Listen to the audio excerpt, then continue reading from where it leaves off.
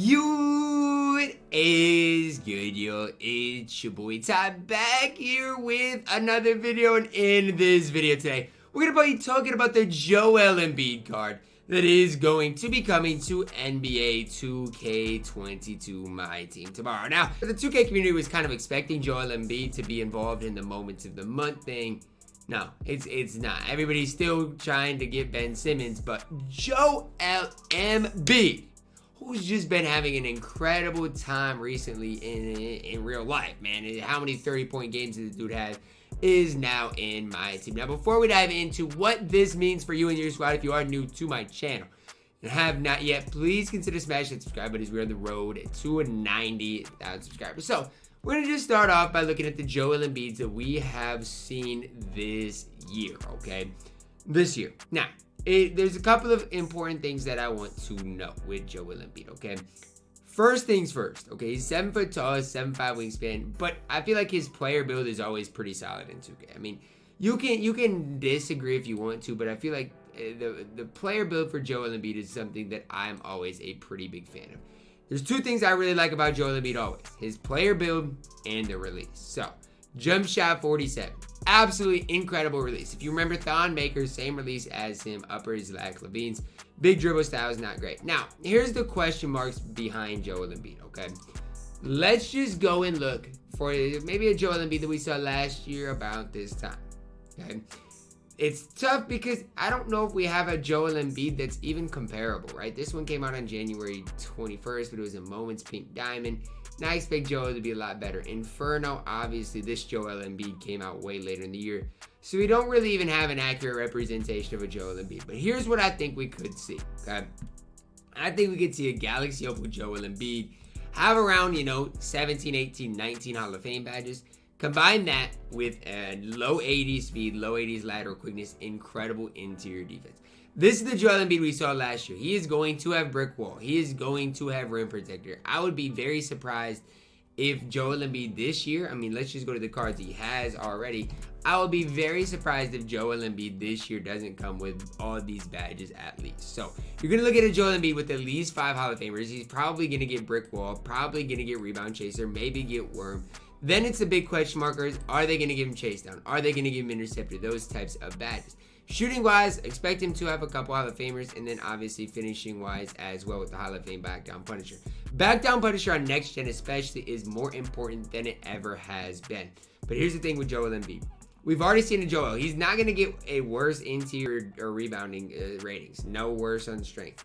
Where we really need to see improvement is his speed, his lateral quickness, acceleration, and vertical. Right? That is where we need to see an improvement out of Joel Embiid. He's going to be able to shoot the ball incredibly. Upper 80s 3-ball is probably what we're looking at. Defensively, we know Joel Embiid with his player build is going to be just fine. If they give him, Hall of Fame bullet pass or something like that, as well as maybe some Hall of Fame shooting badges, we're looking at probably one of the top bigs in the game. So here's my kind of thing that I want you guys to look at here. Okay. The center position right now is tough because on current gen we got guys like Yao, who's just kind of clunky, not that great, but on next gen is the best probably. Got guys like AD, who's a lot better on current gen than he is on next gen in my opinion.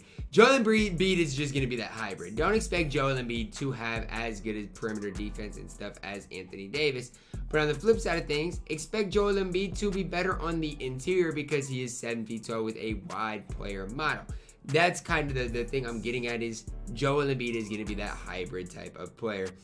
Well, the best comparison I probably have to Joel Embiid, and although I don't love the comparison, player model feels like Tim Duncan. Player model wise, forget shooting, forget all that. Player model wise feels like Tim Duncan. I absolutely love Tim Duncan's player model, and I feel like Joel Embiid can compete at this at least high of a level. The big question mark is, I doubt he's going to have that good of playmaking. Hopefully it's a little bit better. But the big question mark is, what is his 3-ball going to be? What is his speed acceleration, vertical, and lateral quickness? If all 3 of those stats are above 80, and the speed and lateral, or speed is at least above an 85, you're looking at probably a top 5 center in the game for sure. Do I think Joel Embiid is going to be better than the likes of a Kristaps Porzingis? Probably not, but one thing we have to consider is Joel Embiid is going to be a Galaxy Opal. Joel Embiid is going to have more Hall of Fame badges than a guy like Kristaps Porzingis. Joel Embiid is going to be better on the defensive end than a guy like Kristaps Porzingis. Really all just comes down to your specific preference. Kristaps might get bullied a little bit more than Joel Embiid is going to be, but Kristaps is also going to be a better shooter. The big part about it is we know we're getting Joel Embiid, and he's a flash card.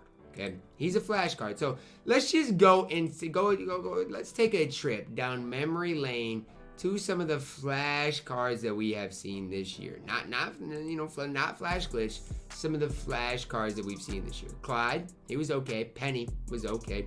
And then we got cards. Let's see. We got Mikhail, Marcus Smart. Some pretty solid all around cards in that flash 4 set. Cryogenesis basically the same as Flash, which we saw in which we saw Jimmy Butler, who was also very solid as well. So, I mean, we've seen all these Flash, these Cryogenesis drops in which these cards have been really, really solid. Expect the next card to be solid.